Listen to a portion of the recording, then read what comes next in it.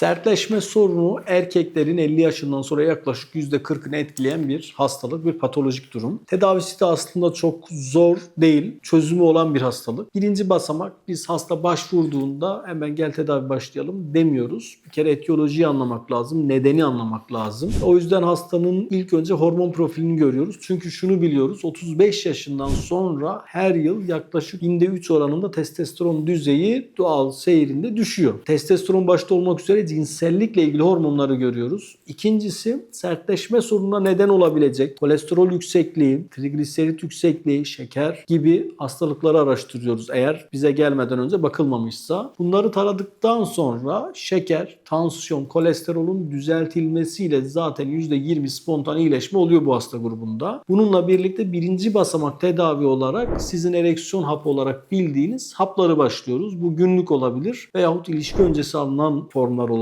Bunlara başlıyoruz. Eğer hasta bize geldiğinde ilaca yanıtsız veyahut ilacın yetersiz kaldığı bir sertleşme sorunundan bahsediyorsa o zaman biraz daha araştırmayı derinleştiriyoruz. Penil Doppler gibi testler, özel testler yapıyoruz. O zaman tedaviye artık ilaç yetmeyecek. Bu öngörümüz var veyahut bu verimiz var elimizde. O zaman ne yapıyoruz? İlaca yanıtı arttırabilecek tedavilere geçiyoruz. Ne yapıyoruz? Birinci basamakta olmazsa olmazımız şok dalga tedavisi başlıyoruz. Şok dalga tedavisiyle ilgili 2026 Avrupa Üroloji Kongresi'nde bazı yeni güncellemeler yapıldı. Biz hali hazırda kliniğimizde piezo teknolojisi kullanıyoruz zaten. Bir seansta minimum 4000 atım atıyoruz. Nitekim kongredeki konsensusta şu şekilde 3 ila 5000 arasında bir atım atılmalı. Haftada biz 2 veya 3 seans yapıyorduk ama bu konuda yeni konsensus şu şekilde: haftada 1 veya 2 seans yapın. 3 seans biraz agresif oluyor. 4 haftada bitirmeyin tedaviyi. Gerekirse 6 haftaya yayın ama haftada 2 seansla gidin şeklinde. Biz de güncel olarak bunu uygulamaya çalışıyoruz. Şok dalga tedavisi olması olmazımız. Eğer hastanın ilaca yanıt zayıfsa, orta şiddetli bir sertleşme sorunu varsa o zaman rejeneratif diğer tedavilere de başvuruyoruz. Ne yapıyoruz? PRP uyguluyoruz. Hastanın kendi kanından elde ettiğimiz proteinden, plazmadan,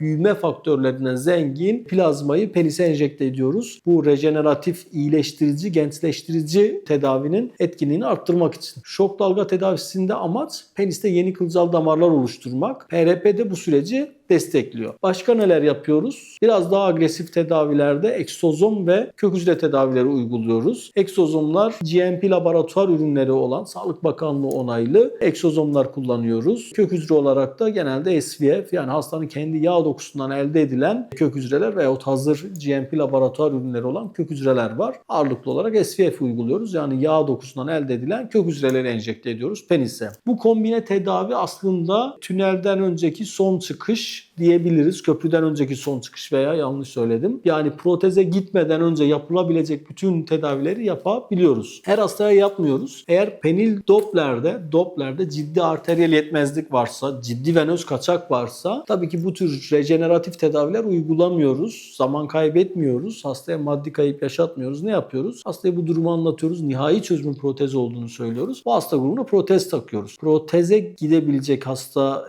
yani gitmesi muhtemel hastalara bu tür tedaviler çok önermiyoruz ama hasta protez istemiyor ise eğer o zaman bu tedaviler mecburen deniyoruz. Yani burada hastanın değerlendirilmesi çok önemli. Doğru hastada doğru tedavi, olumlu yanıt oldukça yüksek olacaktır. Buna azami dikkat ediyoruz. Eğer hastanın ciddi kaçağı var, ciddi venöz yetmezliği var, işte prostat kanseri ameliyatı olmuş, sinir harabiyeti var ise hastaya protez takıyoruz. Yaklaşık 1 saatlik bir ameliyat. Tek parçalı veya 3 parçalı protez yerleştirebiliyoruz. Hastanın ihtiyaçlarına göre, hastanın tercihine göre, hastanın kullanılabilirliğine göre protez çeşidini hastayla birlikte karar veriyoruz. Aslında nihai çözüm, kesin çözüm protez. 40 yaşındaki bir hasta rejeneratif tedavilerden fayda görebilecekse, hafif veya orta şiddetli bir sertleşme sorunu varsa tabii ki nihai çözüm protez diye protez önermiyoruz. Rejeneratif tedaviler uyguluyoruz. Şok dalga vesaire. Burada hasta seçimi çok önemli. önemli. Doğru tanı, doğru tedavi, yüksek başarı oranı. Bu bizi de hastayı da mutlu eden etken olacaktır. Sertleşme sorununda son olarak botoks tedavisinden bahsetmek istiyorum. Aslında henüz deneysel düzeyde klinik çalışmalar ciddi olumlu yanıtlar almaya başladık. Biz pratiğimizde uygulamıyoruz ama Avrupa'da yapılan çalışmalarda botoks yapılan, özellikle ağır sertleşme sorunu olan hasta grubuna yapılmış. Diğer hiçbir tedaviden fayda görmeyen, proteze gidecek olan hasta grubuna botoks yapılmış. Hastaların yaklaşık yarısında yanıt alınmış ama burada da henüz protokol belli değil. Yani ne kadar doz yapılacak, ne kadar sıklıkla, kaç haftada bir, kaç ayda bir yapılacak, henüz oturmuş bir protokol yok. O yüzden onu da merakla bekliyoruz, takip ediyoruz. Muhtemelen kliniğimizde biz de yakında uygulayabilir duruma geleceğiz. İlaç tedavisiyle başlayan, rejeneratif tedavilerle devam eden süreci protezde noktalıyoruz sertleşme sorununda. Bu konuyla ilgili merak ettiğiniz bir şey olursa videolarımızı takip edin. Çünkü bu konuyla ilgili teker teker ayrıntılı olarak videolar devam edecek. Sağlıklı günler dilerim.